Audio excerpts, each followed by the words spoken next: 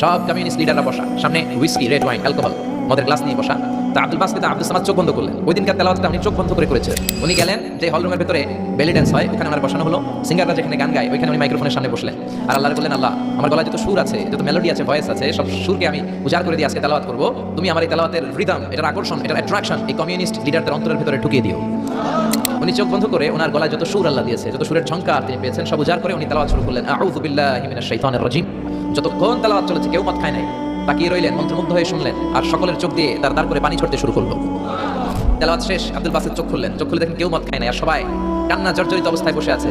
মিশরের president Jamal Abdul Naser communist লিডারদেরকে জিজ্ঞেস করলেন, এই যে আমাদের আবৃত্তিকার কোরআন থেকে আবৃত্তি করেছে, আপনারা কি এর অর্থ বুঝেছেন? তারা বলেন, না বুঝি নাই। কোনো মানে বুঝেছেন? না বুঝি নাই। তো কেঁদেছেন কেন?